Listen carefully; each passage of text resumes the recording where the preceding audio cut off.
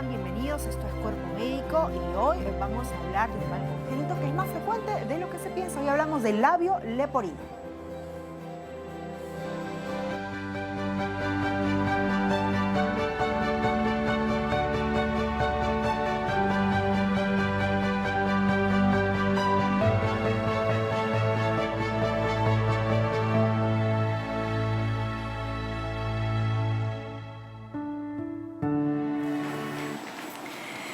Y hoy vamos a hablar de una condición con la que nacen algunos niños y que una vez que se presenta pues puede significar una especie de tragedia para los padres, quien al tener pues de repente desconocimiento piensan que es una situación que puede ser irreversible. Hoy vamos a hablar del labio leporino, paladar hendido, si es que se presentan los dos juntos, y cuál es el paso a paso que tienen que seguir los padres una vez que se presente esta situación, que no solamente afecta pues en el ámbito estético, que es lo que muchas veces se piensa, sino que también puede acarrear algunas complicaciones en el desarrollo de ese bebé, de repente en la alimentación, hasta en el habla y también en la audición. Todo eso lo vamos a desarrollar en tan solo algunos instantes con los especialistas que van a responder todas sus dudas y todas sus consultas. Para eso les voy a dar ya rápidamente los teléfonos a los cuales usted va a poderle preguntar directamente a los entrevistados. 619-0774, 619-0776, 619-0777. También tenemos un teléfono donde hemos bajado el aplicativo de WhatsApp. Por ahí también usted puede dejar un audio con su consulta, que sea concisa y breve, por favor, para que puedan entrar la mayor cantidad de preguntas a nuestros especialistas. Y si no quiere llamar y quiere escribir, bueno, pues también tenemos 3 redes habilitadas donde usted puede hacer su consulta. Ahí está, en la parte inferior de la pantalla. Síganos en principio y por ahí también puede hacer llegar su consulta. Antes de entrar de lleno con sus preguntas, que sé que ya incluso están llegando ¿no? para el tema de hoy, vamos a empezar hablando con el doctor Arnaldo Lachira Albán. Él es infectólogo y director del Policlínico de Castilla y Salud Piura. Recordemos que también Cuerpo Médico descentraliza el pool de especialistas y queremos empezar justamente a hablar porque ayer incluso las autoridades han dado una serie de anuncios en relación a estas medidas de restricción que regían en los lugares, en las provincias, en los departamentos en donde había pues un riesgo moderado. Piura está registrando riesgo muy alto, y sabemos que también ahí alcanzan muchas medidas. En principio, doctor Lachira, bienvenido a Cuerpo Médico. ¿Cómo se está desarrollando la atención de salud y esta curva de contagio que ha mostrado alguna desaceleración, pero continúa siendo un peligro latente pues, en su región? Bienvenido.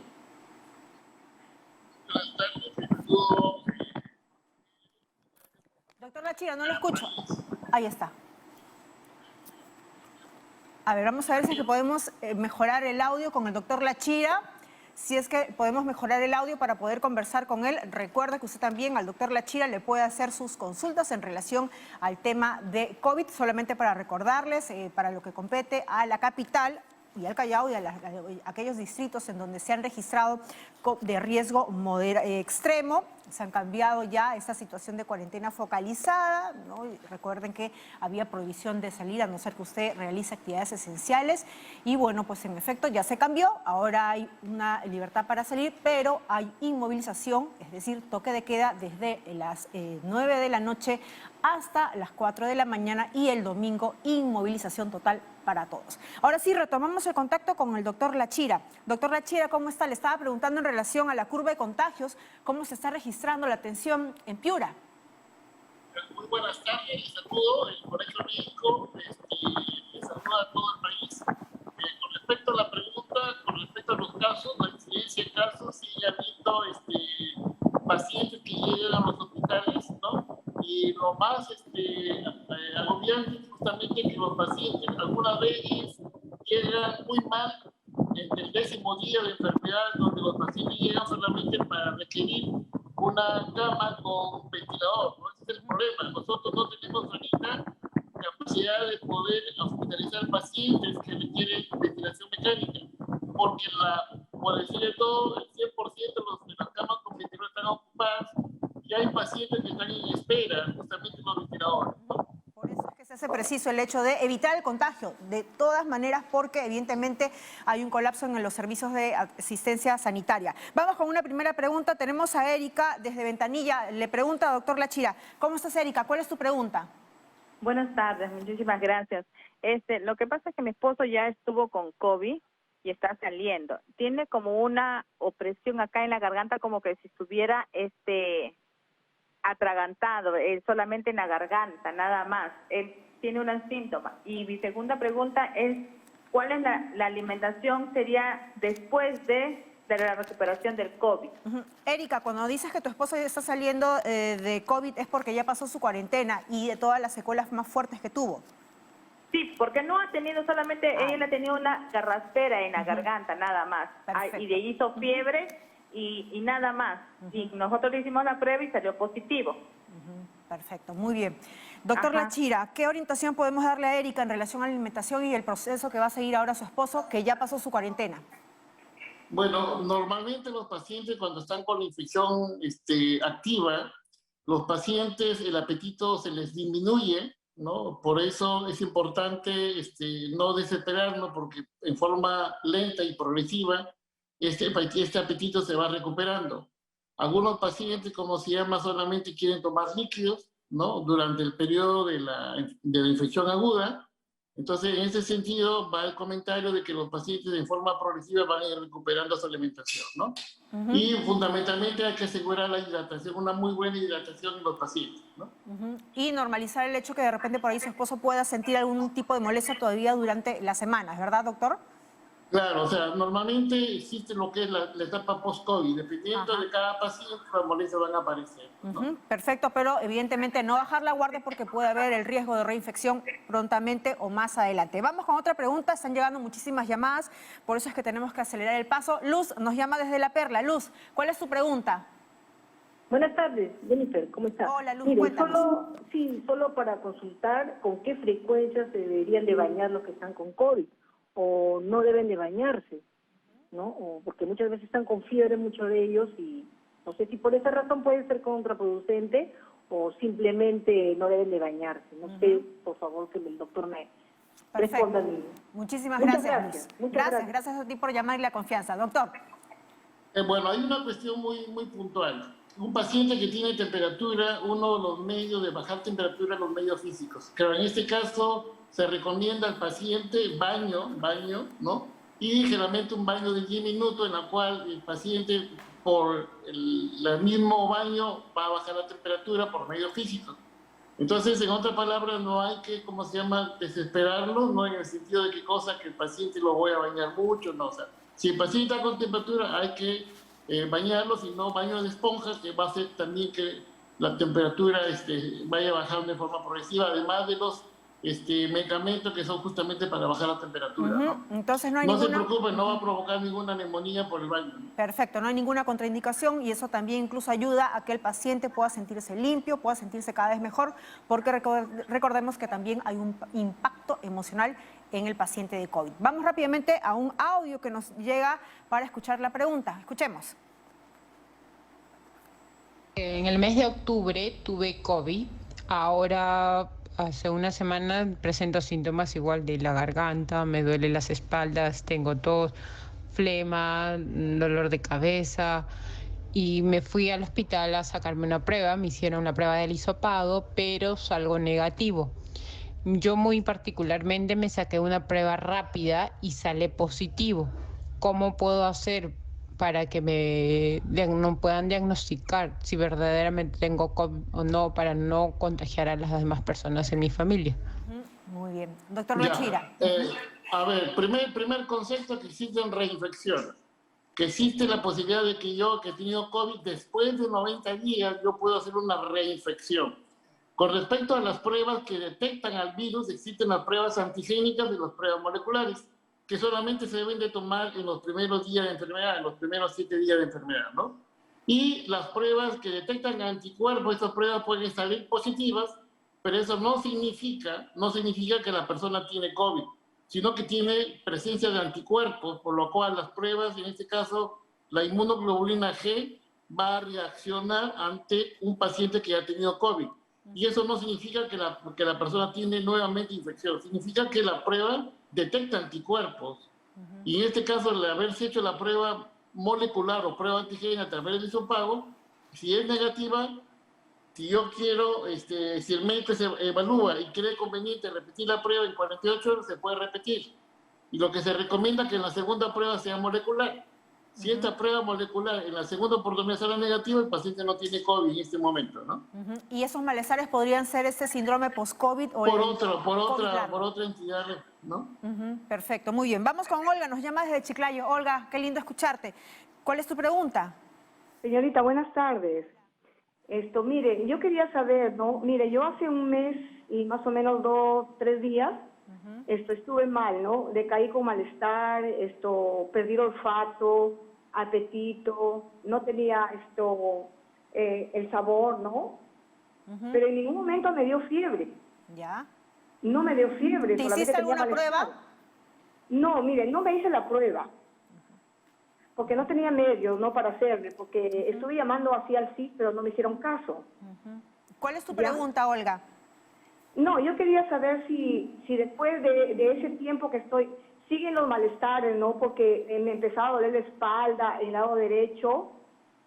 No sé, sería necesario irme a hacerme una placa o no sé, o esperaría, ¿no? Es lo que es mi duda. Muy bien. Doctor Lachira, ¿qué deberían hacer, ¿no? Personas como Olga que seguramente en un momento sintieron, ¿no? Bueno, malestares propios de COVID y no se hicieron la prueba. Bueno, primero, el Ministerio de Salud y de Salud, nosotros tenemos los famosos triajes. En los triajes, libremente cualquier persona, cualquier ciudadano puede acudir, inclusive extranjero puede acudir, y se le hace la prueba de laboratorio sin costo alguno. Para eso usted tiene que ubicar su establecimiento de salud más cercano, ya sea el Ministerio de Salud. En el triaje COVID normalmente tienen ahí, ahora ya tenemos pruebas antigénicas.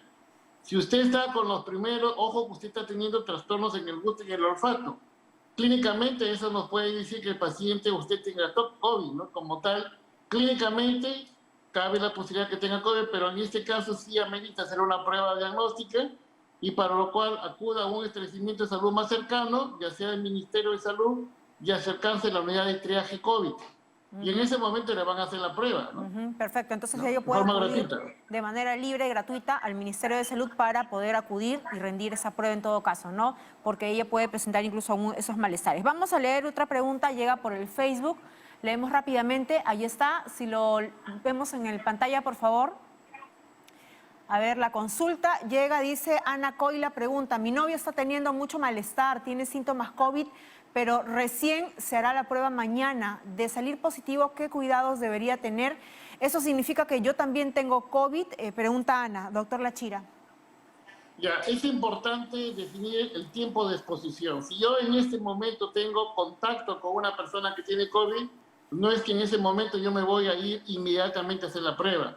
Se espera un tiempo de exposición, ¿no? En promedio mínimo 4 días a 5 días, en donde yo ya puedo, después de haber estado expuesto al paciente en la cual se confirma que es COVID, yo debería hacerme la prueba, una prueba antigénica o prueba molecular. Si esta prueba, como se llama, sale negativa, yo la puedo repetir siempre y cuando tenga síntomas a los 2 días, a las 48 horas. Si esto 48 horas la prueba es negativa, supuestamente yo no me voy a infectar. Acuérdense que no es que yo toda persona que tiene contacto con un paciente COVID va a ser COVID, no. Acuérdense que existe un porcentaje de riesgo de infección. No es que todos los que están en contacto van a ser COVID, no. Existe un porcentaje de infección.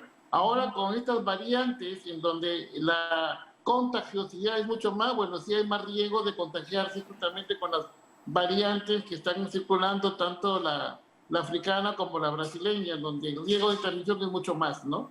Doctor Lachira, en todo caso, por precaución, estas personas que van a esperar esos 4 días para someterse a este examen... Bueno, primero la persona tiene que protegerse, o sea, eso significa tomar las medidas de protección personal, la mascarilla, tratar en lo posible que la persona esté aislada en un ambiente sola, con ventilación, con baño propio, y esperar, ¿cómo se llama?, el día apropiado para sacarse la muestra, el contacto de ese paciente, el caso índice de la casa, ¿no? Claro que sí, perfecto. Vamos con otra pregunta, nos vamos hasta Huacho. Jorge, ¿cuál es tu pregunta? Gracias por llamar.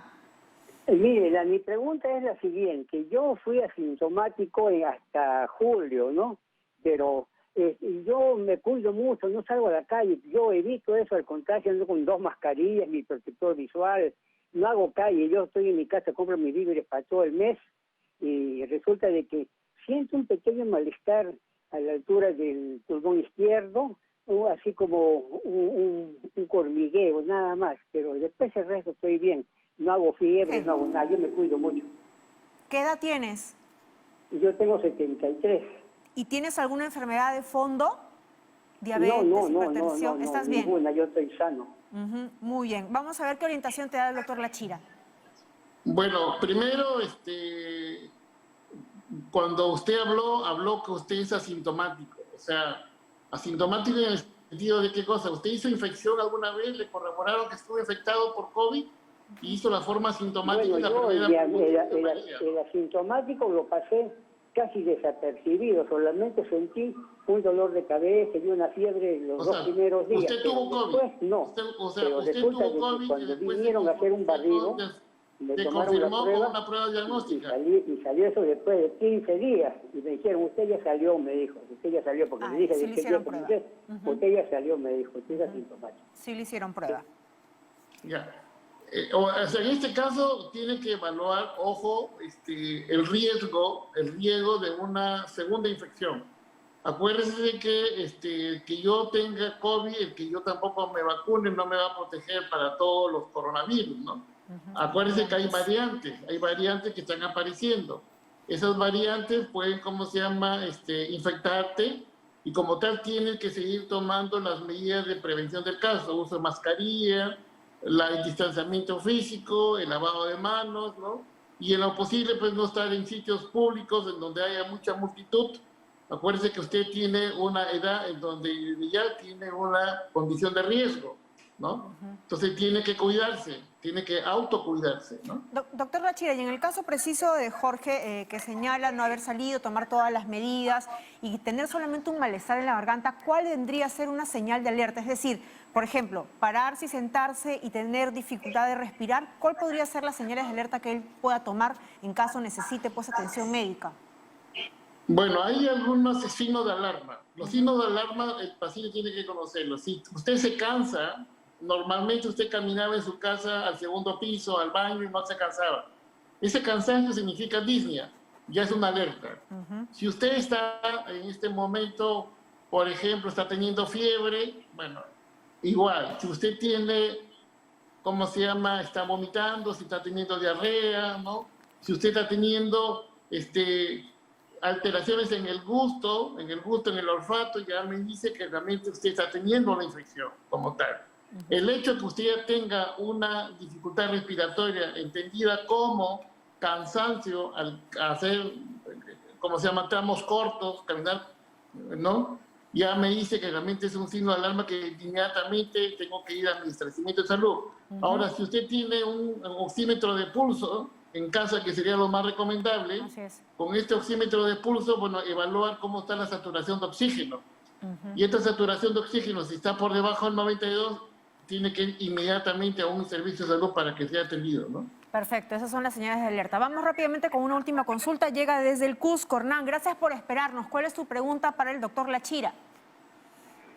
Doctor, buenas tardes. Le habla Hernán de Cusco. Doctor, yo tuve COVID con unas secuelas ya fuertes. Lamentablemente este COVID es a nivel mundial y está trayendo muchas secuelas en todas las personas, tanto jóvenes, adultas. Doctor, una consulta.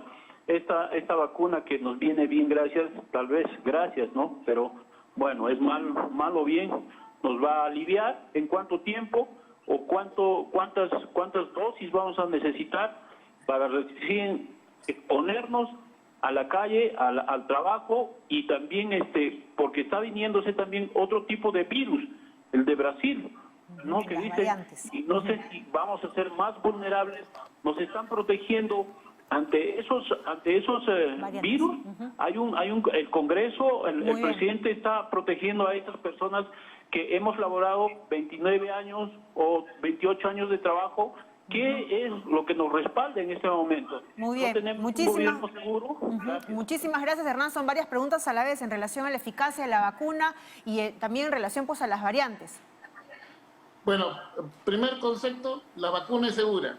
O sea, en este caso, cuando ya a usted le toque vacunarse, tiene que vacunarse. Y en este caso la vacuna, de acuerdo a la vacuna que estamos utilizando, Sinopharm, son 2 dosis. Se coloca usted una horita y después a los 21 días se coloca la segunda, ¿no? Pero de todas maneras, el que usted se vacune no significa que usted no va a usar mascarillas. Tiene que utilizar mascarillas, tiene que el distanciamiento físico y lavado de manos tiene que practicarse. ¿Por qué? Porque usted ya lo dijo, hay otras variantes. Esas variantes pueden, ¿cómo se llama?, infectarlo a usted también.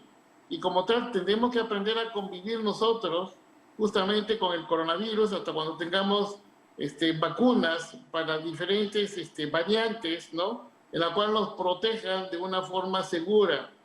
Esta vacuna que nosotros estamos recibiendo nos protege un 79%, pero de las formas graves, ojo, porque es un virus muerto. Es un virus que te protege mucho, esta vacuna te protege mucho más que aquellos que tienen otra conformación de la vacuna. Esta vacuna nos va a permitir, inclusive de algunas formas de coronavirus, de algunas variantes, proteger mucho más que otras. ¿Por qué? Porque la vacuna que se está utilizando es una vacuna de virus muerto, ¿no? Sin duda eso es importante y también que cuando llegue, cuando nos toque, ¿no?, la vacunación, no debemos de bajar la guardia porque tenemos que seguir cuidándonos. Muchísimas gracias al doctor Arnaldo Lachira Albán, infectólogo y director del Policlínico de Castilla Salud Piura. Es importante siempre escuchar las voces y la explicación de los especialistas, tantos que tenemos pues en nuestro país, y así Cuerpo Médico descentraliza incluso el pool de especialistas. Muchísimas gracias, doctor Lachira, por haber participado el día de hoy con sus respuestas a las preguntas. Y ahora sí, vamos a propósito de una de las cosas que decía pues el doctor Lachira, importante tener en cuenta y tenerlo de repente en el hogar o en el barrio para poder utilizarlo una vez una persona haya sido diagnosticada con COVID. El uso del pulso oxímetro. Vamos a ver una nota al respecto. ¿Sabes qué es y cómo se utiliza un pulsioxímetro digital? Aquí te lo explicamos. El pulsioxímetro se utiliza para medir de forma indirecta la saturación de oxígeno en la sangre. Los valores normales de saturación van de 95 al 100%. Alguien con valores menores a 95% necesita atención médica. El pulsioxímetro nos permite identificar de forma temprana alteraciones que pueden darse en infecciones respiratorias y en pacientes con la COVID-19. Primero, asegúrate de tener las manos y uñas limpias y sin esmalte. Limpia el pulsioxímetro con un pañito. Mantente en reposo por lo menos 5 minutos antes de la medición. Frota el dedo previamente antes de colocar el pulsioxímetro. Colócate el pulsioxímetro, presiona el botón de encendido y espera que muestre los valores de saturación y frecuencia cardíaca. Y lleva un registro de los resultados y verifica que se encuentren en valores normales. Muy importante, si presentas valores por debajo de 95%, acude de inmediato al centro de salud más cercano. Puede existir alguna alteración respiratoria. No bajemos la guardia ante la COVID-19. Muy importante, si usted de repente tiene uno de estos productos, estos adminículos, pulsioxímetros, se lo comente a los vecinos en caso alguno de ellos pueda necesitarlo. Vamos ahora sí a ver rápidamente un informe a propósito del tema de hoy. Vamos a hablar del labio leporino y entramos ya de frente con todas sus preguntas.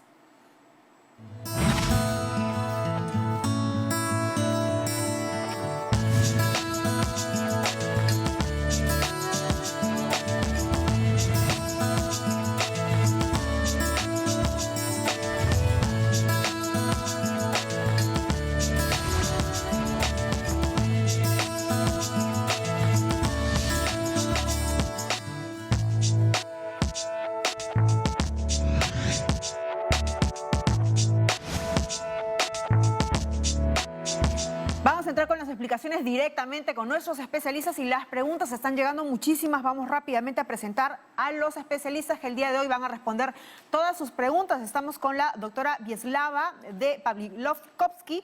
Ella es jefa de la subunidad de atención especializada al paciente de especialidades quirúrgicas del Instituto Nacional de Salud del Niño de San Borja. Y también estamos con la doctora Claudia Olivencia Flores, coordinadora de la unidad de cirugía plástica y pediátrica del Hospital Rebagliati. Bienvenidas a ambas. Tenemos una primera pregunta, llega con Lady. Lady, ¿cómo estás? ¿Cuál es tu pregunta para la doctora Pavlikovsky? Buenas tardes. como mi bebé nació con labio leporino, le realizamos una operación cuando tenía 8 meses, ¿no? Para cerrar el labio.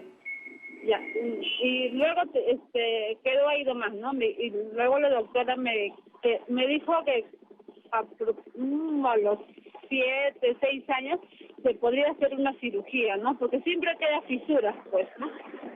Siempre queda fisura. Y siempre queda la marquita, pues, ¿no? Del labio que le han operado. Y no sé si sería accesible hacer una operación y a qué edad se podría hacer, porque ahorita... ¿Qué edad tiene ahora tu niño? 8 años. 8 años y 8 meses fue su primera intervención. ¿Solamente fue la fisura en el labio o también el paladar? No, el labio lo más que el paladar no, labio. A ver, quédate ahí, Lady, un ratito a ver si la doctora tiene alguna consulta extra que hacerte para darte la orientación. Doctora Vieslava, ¿qué podemos decirle a Lady? Buenas tardes. En primer lugar, muchísimas gracias por la invitación, Jennifer. Estamos aquí en el Instituto Nacional de Salud del Niño de San Borja y como parte de la unidad del paciente fisurado, tratamos a todos los pacientes de manera integral. Entonces, me gustaría saber si al niño, a este bebé, lo operaron a los 8 meses, ¿cuántas cirugías recibió? ¿Solamente una? Sí, solamente una cirugía, dona. Eso quiere decir que el paladar no tiene ningún problema. No, solo nació con labio. El paladar no, solo labios pues. Bien, mira, en primer lugar, para comentarte a ti y a todas las mamás que tienen niños con labio y paladar fisurados, que esta es una malformación muy frecuente que se da a 1 de cada 700 niños que nacen y afortunadamente tienen solución. Los pacientes que tienen labios fisurados los operamos aquí a partir de los 3 meses. A partir de los 3 meses significa que si a los 3, 4, 5, 6 u 8 meses están en condiciones de operarse, se operan. Todas las cirugías dejan una cicatriz. Esa cicatriz puede ser mejorada, es cierto, y dentro de nuestro protocolo de manejo acá en el instituto, sí les hacemos las correcciones después ya cosméticas para que el niño en el momento que empiece las clases en el colegio no tenga ninguna limitación y pueda incorporarse sin problemas a toda su etapa escolar. Entonces la respuesta es sí. Nosotros estamos atendiendo aquí, si tú eres cis, si tu bebé es cis, nosotros atendemos y nunca hemos dejado de operar durante todo este proceso de pandemia, todas las cirugías, cumpliendo un protocolo estricto para todas las pacientes. Entonces, si tienes ese problema, yo te sugeriría que pidas una cita y podríamos operarlo sin ningún problema. Perfecto. Vamos con otra consulta rápidamente. Tenemos a Dina, nos llama desde Miraflores. Dina, gracias por llamar. ¿Cuál es tu pregunta para la doctora Olivencia? Muy buenas tardes. Hola. Mi pregunta es, ¿por qué nace un niño con labio leporino? Realmente lo que quisiera es evitar que nazcan más niños con esta enfermedad, porque sí he tenido amistades que algunos hablan muy bien, pero otros que sí tienen dificultades. Perfecto, muy bien. Doctora Olivencia, ¿cuál es el origen del labio leporino? ¿No? Si es que hay manera de prevenirlo. ¿Qué tal? Buenas tardes. Jessica, buenas tardes. Doctora Vieslava, buenas tardes. Ante todo, muchas gracias por la invitación. En realidad es una respuesta a la pregunta muy común, mejor dicho, es una pregunta muy común y la respuesta lamentablemente no es a ciencia cierta definitiva, es un conjunto de factores, de muchos factores, lo que le llamaríamos nosotros los médicos multifactorial. Lo primero que nosotros como médicos hacemos es calmar a las madres, ¿no? Decirles que no es culpa de ellas, no es culpa de los padres, no es culpa porque tomaron algún medicamento, nada. Simplemente es una alteración del desarrollo, de la unión de los procesos maxilares, de los huesos de la carita, ¿no? Y si bien es cierto, puede estar asociado a algunos fármacos, pero ya están definidos estos fármacos. Generalmente se le atribuye a temas genéticos, temas ambientales, nutricionales, que no es en el momento que la madre está gestando, sino se lleva mucho antes de sus ancestros, su bisabuela, abuela. Entonces, más que todo se le determina factor genético a esto, ¿no? Doctora Olivencia, ¿hay Entonces, manera de prevenirlo? No, lamentablemente no, porque son muchos factores que no están definidos, ¿no? Como le mencioné, son muchos factores nutricionales, genéticos, climáticos. No es algo bien definido por la ciencia. Pero lo que sí es importante, doctora Olivencia, que usted nos puede confirmar, es que una vez que se presenta en esta criatura que van a nacer, hay un tratamiento, es reversible y se puede, pues, de repente darle tanta atención multidisciplinaria que esta criatura va a tener, pues, una calidad de vida óptima.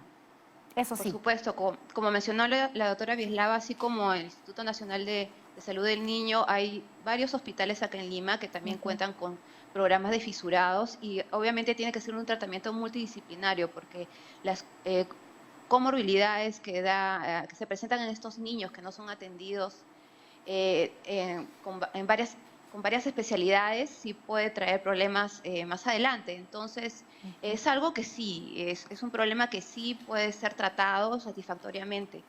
Algo que quería comentar es que el término labio leporino, si bien es cierto, es muy común, pero el mejor término para llamar es fisura labial, ¿no? Muchos padres se sienten muy acongojados con ese término de labio leporino. Sí, la verdad que también a los niños les afecta mucho, ¿no? Que les digan, liebre, tienes labio de liebre. Porque a eso se refiere, ¿no? Según la nomenclatura latina. Entonces, mejor sería comentar que utilicemos el término, ¿no? Fisura labial. Fisura labial o labio fisurado, igualito fisura de paladar o fisura palatina. Claro que sí, porque también abarca, pues, ¿no?, todo un impacto emocional y de eso precisamente vamos a hablar luego de esta pausa. Hoy estamos aprendiendo más en relación a esta fisura labial, para decirlo con propiedad, como tenemos que empezar a decirlo desde ahora. Regresamos con más de sus preguntas.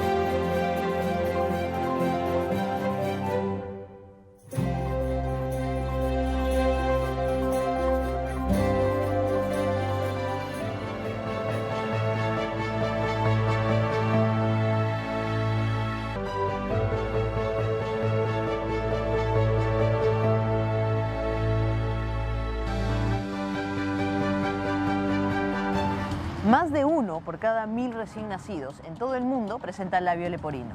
Y una de las principales causas es la predisposición genética. Sin embargo, la OMS también agrega que grandes factores que influyen son la nutrición materna deficiente, el consumo de tabaco, el alcohol y la obesidad durante todo el periodo de embarazo. Ahora, ubicándonos en el Perú, las cifras brindadas por el Instituto Nacional de Salud del Niño de San Borja muestran que la incidencia de casos de labio leporino aproximadamente van de 1 por cada 700 nacidos vivos. Y en las zonas altoandinas la incidencia de casos es de 1 por cada 800 recién nacidos. Entonces, amigos de Cuerpo Médico, es importante mencionar que estos pacientes requieren un tratamiento multidisciplinario y varias intervenciones quirúrgicas de acuerdo a la complejidad del caso, puesto que si el labio leporino se trata debidamente, es muy posible la rehabilitación total. La fisura labial es comúnmente conocida como labio leporino y, como ya habíamos mencionado, es un defecto congénito de las estructuras que forman la boca. En otras palabras, es una hendidura o separación en el labio como resultado de que los dos lados del labio superior no crecieron a la vez. Actualmente, la ciencia no tiene una respuesta exacta a las causas que producen estas malformaciones en los recién nacidos. Sin embargo, hay evidencias de que dos factores toman parte de estas anomalías: los genéticos hereditarios y los ambientales. Para ambos casos, el tratamiento de estas malformaciones implica la cirugía. Y según diversas entidades de la salud y organizaciones, la fisura labial puede repararse a partir de los 3 meses de vida, considerando la salud general del niño y la severidad de la hendidura. En el Perú contamos con campañas gratuitas que ofrecen la intervención quirúrgica, la terapia y la rehabilitación para niños y adolescentes con labio leporino. Por ejemplo, tenemos al Hospital Nacional 2 de Mayo, que junto a una organización estadounidense sin fines de lucro atienden a estos casos año a año con todo un equipo multidisciplinario que involucra profesionales de la salud, de los servicios de cirugía plástica, cabeza y cuello, otorrinolaringología, oftalmología, pediatría, medicina física y rehabilitación. Asimismo, la asociación sin fines de lucro Operación Sonrisa, quienes anualmente tienen el objetivo de recaudar fondos para realizar cirugías primarias a niños y niñas con labio fisurado y paladar hendido. Finalmente, ellos también mencionan que cada 3 minutos nace un niño con labio fisurado y que 1 de cada 10 muere antes de cumplir el primer año. Las cirugías reconstructivas de labio y o paladar hendido tienen un costo aproximado de $2.000 en un consultorio privado y se estima que un niño necesita entre aproximadamente 3 a 5 cirugías reconstructivas. Es por eso, amigos de Cuerpo Médico, que es importante fomentar parte del cambio y apoyar a estas campañas que buscan llegar a la mayor cantidad de niños a nivel nacional y así asegurarles una vida con prevención y salud. Gracias. Sobre todo eso, tomar conciencia, hacer pues campaña de sensibilización, recordemos, es la fisura en el labio. Y tenemos rápidamente más preguntas. Tenemos a Miguel, nos llama desde Los Olivos. Miguel, gracias por llamar. ¿Cuál es su pregunta para la doctora Vieslava? Buenas tardes, sobre todo gracias por la respuesta que me puedan brindar. 2 consultitas, por favor. La primera es, en una mujer gestante, ¿cómo se puede desarrollar el diagnóstico del labio leporino o paladar hendido si es que lo va a tener quizá mediante una ecografía? ¿En qué mes se podría desarrollar para poder tener la seguridad? Y la segunda es, si la mamá o papá sufrió de labio leporino, ¿qué probabilidades hay que sus hijos podrían también tener este problema? Perfecto, muchas gracias, Miguel. Doctora. Las gestantes pueden llegar a saber si tienen un niño con labio o paladar fisurados a partir del 4.º mes. Y ahora que se hacen las ecografías 4D, son aún mucho más sensibles para poder diagnosticar. Nosotros tenemos pacientes que vienen desde el 4.º mes ya del embarazo, 5.º mes, a pedir una ayuda y consejo sobre cómo van a manejar un niño y cómo van a recibir un niño con alguna fisura. En relación a si tienes un papá o una mamá con labio fisurado o un hijo con labio fisurado, ¿qué posibilidades tienes de tener otro? Como bien dijo la doctora Olivencia, hay muchos factores que pueden hacer que tengas una fisura. Una de ellas es la parte genética, pero es muy bajito, ¿no? Entre un 4% y un 8% tienes la posibilidad de que un paciente que tiene, un papá que tiene paladar fisurado, tenga un hijo con paladar fisurado.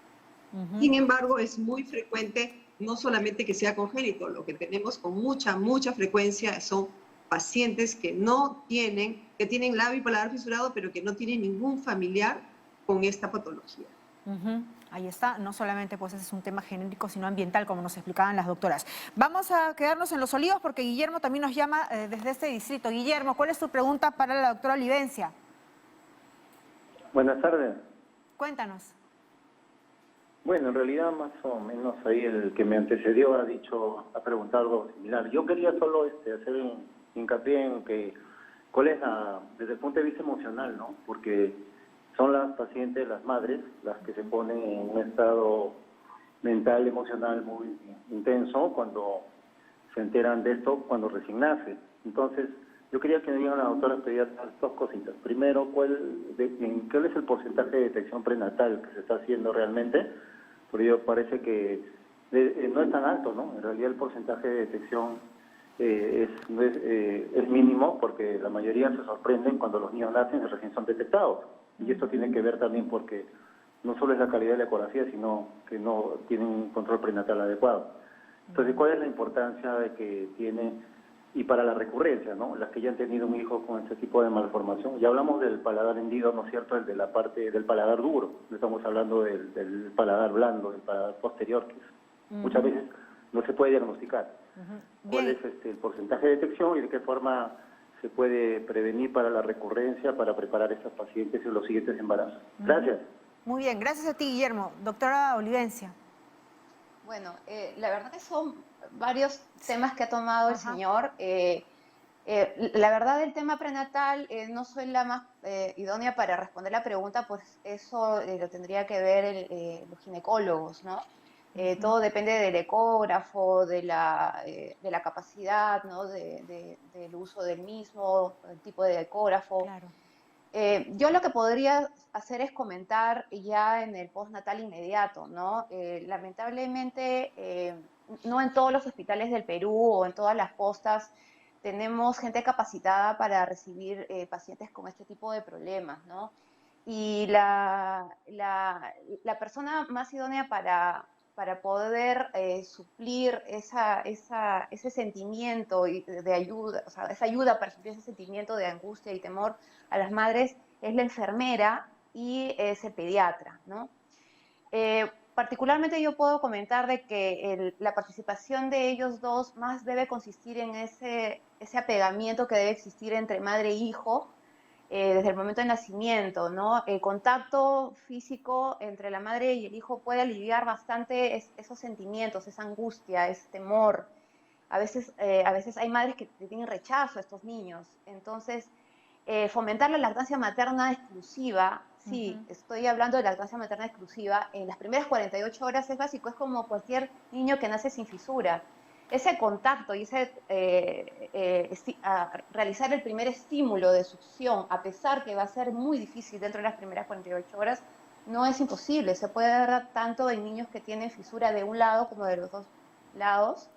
Y hay que enseñarles, ¿no? Es todo un proceso en que se enseña a poder realizar las maniobras de lactancia materna exclusiva. Y ese acercamiento es el que a ellas les disminuye esa angustia, esos problemas, como dijo el señor, psicológicos, ¿no? Claro, el shock inicial. El shock inicial, ¿no? Entonces es muy importante la asistencia, como vuelvo a repetir, de la enfermera y del pediatra para poder apoyar ese contacto madre-hijo mediante la lactancia materna exclusiva. Yo creo que para mí eso es lo más importante en el tema psicológico de la madre. Perfecto, muy bien. Vamos con otra pregunta. Llega desde San Martín de Porres. Eva, gracias por llamar. ¿Cuál es tu pregunta? Mi pregunta es, señorita, ¿a qué edad es recomendable para hacerle para que le coloquen la placita del diente el diente que está ausente? En relación a paladar, a la fisura en el paladar, no solamente en el labio. Sí. No, en el labio no, porque el labio ya está operada, mi hija tiene 6 años y solo quiero saber el diente. Hay un espacio que ha quedado. A ver, vamos a ver qué pregunta te hace la doctora Vieslava, si es que tiene alguna consultita para orientarte mejor. Doctora. Sí, quisiera saber, su hijo tiene 16 años y ha sido operado del paladar y le ha quedado un espacio, un hueco en el paladar. ¿Es eso lo que pregunta? Diente, o sea, el dientecito. Hay un dientecito que siempre queda, ¿no? Porque Eva, de ella es... ¿6 años o 16? 6 años. Añitos, 6. 6. ¿A qué edad se le puede llevar ya para que le pongan la plaquita? Al odontopediatra. Bueno, la parte de odontopediatría comienza prácticamente desde que nace el niño, porque nosotros preparamos al niño para la cirugía del labio y luego, después de la cirugía, comenzamos a darle un tratamiento con odontopediatría para preparar el paladar para poder ser operado. Según parece la pregunta, lo que tiene su hijo es una fisura alveolar, ¿no?, en la encía, y esas fisuras alveolares se reparan entre los 8 y los 11 años, antes de que desarrollen el canino. ¿Y en qué momento se hace la ortodoncia? Bueno, ya tiene 6 años, yo creo que es una muy buena edad para que ya comience a realizar el tratamiento ortodóntico.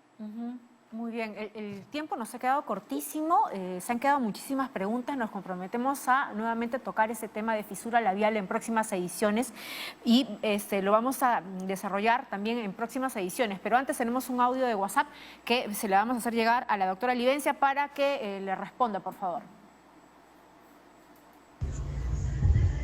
Buenas tardes, doctora. Una consulta. Soy Marixa y estoy llamando desde el Callao. Quisiera consultar.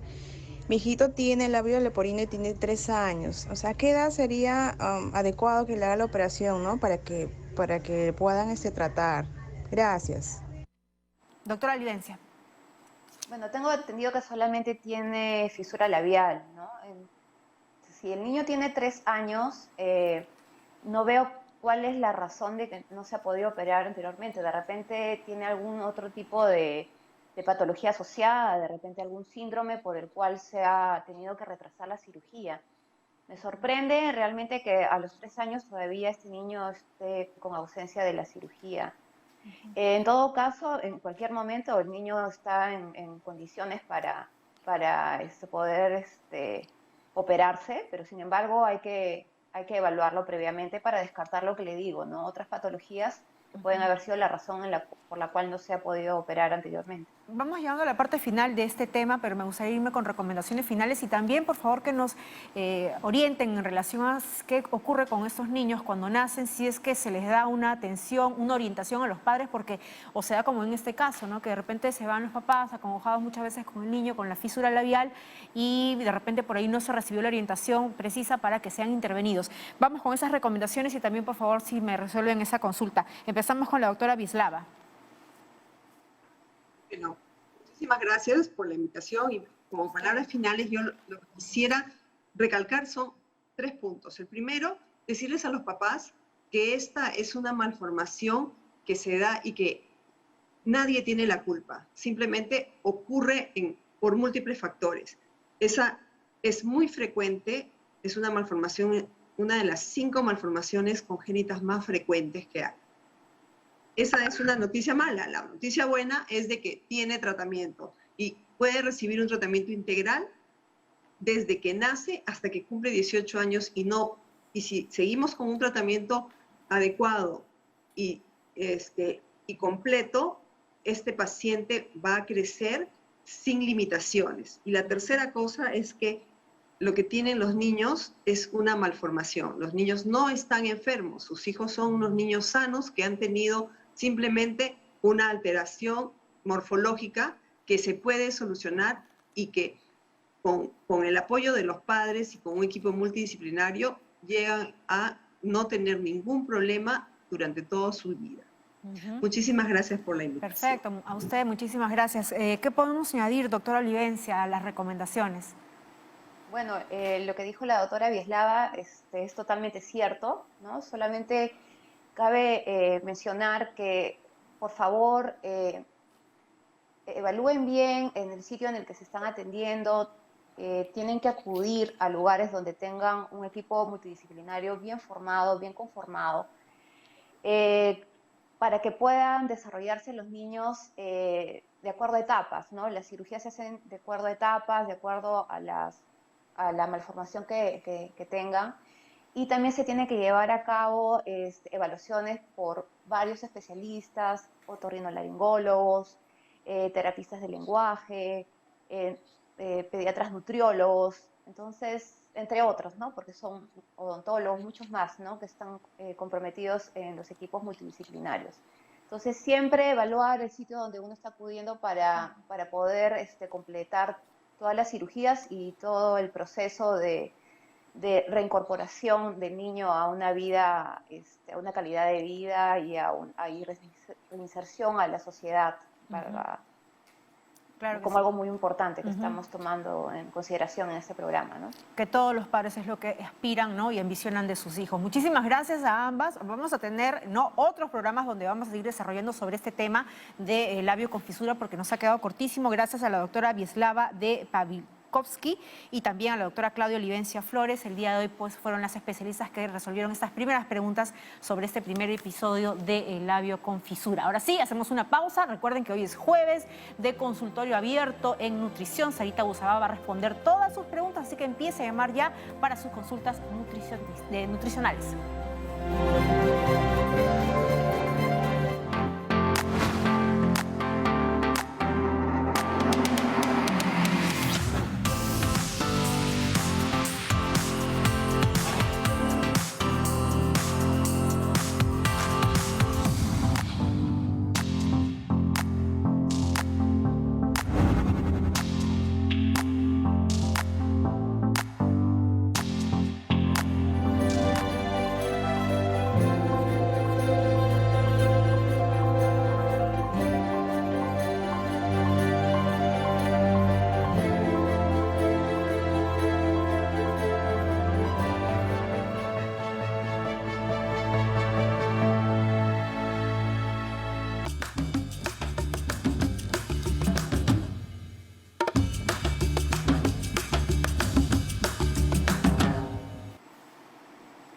Amigos, muy buenas tardes. Lo prometido es deuda. Hoy les dije que respondíamos todas sus consultas, así que ya estamos listas para atenderlas. Y vamos a irnos hasta San Miguel porque Carmen está en la línea. Carmen, ¿cómo estás? ¿Cuál es tu consulta? ¿Qué tal? Buenas tardes. Mi consulta es la siguiente. Yo habitualmente consumo linaza y chía en forma alterna. Lo tomo en ayunas, previamente remojada en agua, ¿no? Pero me han dicho que para aprovechar mejor los nutrientes de cada una de ellas es mejor, en el caso de la linaza, licuarla con la fruta para que la semilla se parta y pueda aprovechar el omega. Y en el caso de la chía, masticarla. ¿Es así es la mejor forma de consumirla? Gracias por tu pregunta, Carmen. De hecho, ambos son alimentos saludables, nutritivos y alternarlos está muy bien. De hecho, en el proceso de digestión, ambas se van, digamos, desintegrando y liberando sus nutrientes de tal manera que sí los aprovechamos. Sobre todo la fibra soluble, que lo único que necesita es hidratarse para que se libere. No requiere un trabajo de masticación para poder liberar esa fibra soluble que tiene la chía y que tiene también la linaza. Ahora bien, estos alimentos tienen también aceites que al masticarlo, claro, vas facilitando el proceso de digestión. Lo que te quiero decir con esto es que indistintamente si lo masticas o no lo masticas, vas a beneficiarte de esos nutrientes. Y tenemos una siguiente consulta. Vamos a ver quién es en la línea. Muy buenas tardes. Noelia, te escucho. Sí, Sarita, buenas tardes. La pregunta es referente al uso de la harina refinada, que lo enriquezco con lo que es el salvado de trigo y, como mencionaba la televidente anterior, enriquecerlo con semillas, chía, linaza, semillas de calabaza. Entonces quiero saber si es beneficioso de alguna manera hacer este pan casero, ¿no? Como estamos haciendo casi todos los peruanos ahora. Noelia, dime una cosa, lo que tú me estás explicando es que tú haces un cocimiento con la harina y le agregas estos otros ingredientes, ¿correcto? No, preparo el pan casero, utilizo la harina refinada porque es lo que hay, en vez de la integral que es cara y escasa, entonces lo enriquezco con salvado de trigo, todas las semillas, ¿no? Y hago el pan. Entonces quiero saber... Excelente.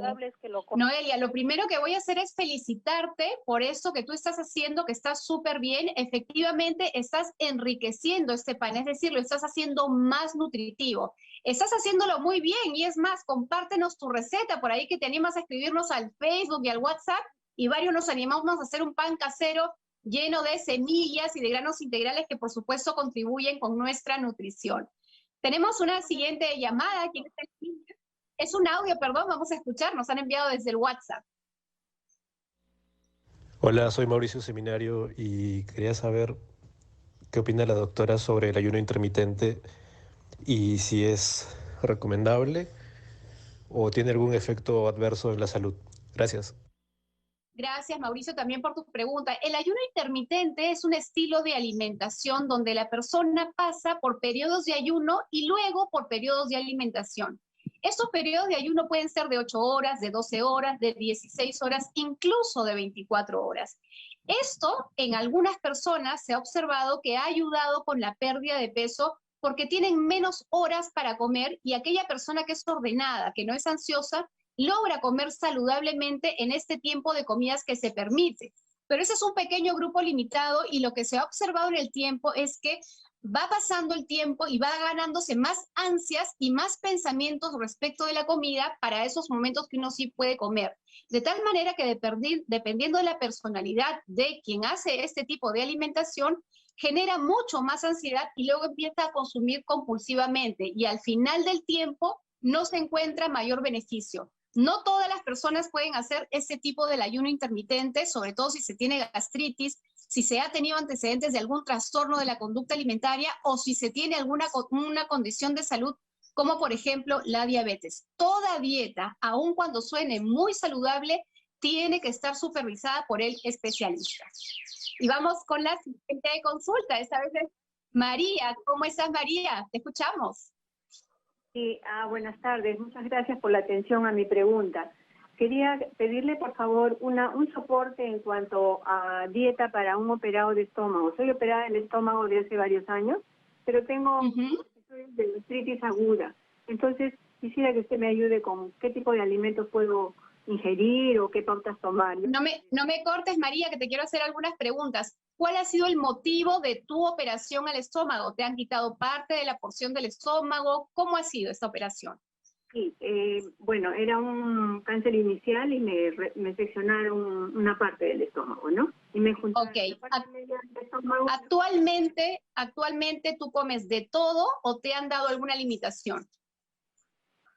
Bueno, siempre trato de comer, digamos, lo que puedo, ¿no? Porque tampoco puedo comer de todo, hay cosas que me caen. Ok, María, me queda clarísimo. Mira, por lo que me comentas, en realidad no hay alimentos que deben estar restringidos respecto de tu cirugía. Es decir, tú puedes comer con normalidad, una dieta variada, balanceada, donde predominen los vegetales frescos, la fruta, granos integrales y sobre todo el pescado, y tratar de evitar de tu dieta aquellos alimentos muy procesados o que tengan muchos conservantes. Respecto de la gastritis, sí evita aquellos alimentos que son picantes, aquellas bebidas gaseosas, el chocolate, el café, el té, los cítricos, dependiendo de cómo lo toleres, porque eso sí podría activar nuevamente los síntomas de tu gastritis. Y bueno, ya se nos acabó el tiempo para responder más consultas. Jenny y yo, como siempre, dispuesta a poder escuchar cualquier inquietud. Me quedo con el interrogante en relación a esto que te preguntaban sobre el ayuno intermitente. ¿Este es un régimen? ¿Esto se da? ¿Los nutricionistas dan o recomiendan este tipo de ayuno? ¿O es algo que uno ha cogido pues del internet o una idea de por ahí que se le soplaron? Exactamente. Mira, de hecho las investigaciones empiezan a estudiar sobre el ritmo, el ciclo o el horario dentro de nuestras células. Este es un término bastante técnico, Jennifer. Y así como nos damos cuenta que hay un horario en nuestro cerebro para despertar y dormir, al parecer nuestras células también tienen cierto ciclo horario. Y es así como nace esas teorías de que de pronto es bueno tener periodos de ayuno y luego periodos de alimentación. Pero en realidad todavía no hay una respuesta contundente y más estamos observando efectos negativos más que positivos. Finalmente, una dieta saludable asegura una pérdida de peso mejor y mucho más sana. Así que mejor vayamos por ese camino. Y en todo caso, Sara, siempre lo recomendable es que todo tipo de régimen siempre vaya acompañado por el asesoramiento de especialistas, ¿no? Para eso son los nutricionistas. Así es, totalmente, totalmente. No hagamos pruebas, no experimentemos con nuestro cuerpo, que la salud es algo que tenemos que cuidar muchísimo. Muy bien, muchísimas gracias a nuestra querida Sarita Guzaba, nutricionista de Cuerpo Médico. Recuerden que ella va a tener también mañana su bloque de Momentos de Nutrición. Yo tengo que decir muchas gracias por su preferencia. Recuerde que Cuerpo Médico va en vivo de 2 a 3 de la tarde y usted puede volver a ver el programa de hoy a las 10 de la noche. Mañana, viernes de salud mental, vamos a hablar sobre el espectro autista. Yo me voy colocándome como siempre mi mascarilla. Hasta mañana. Chao. Gracias.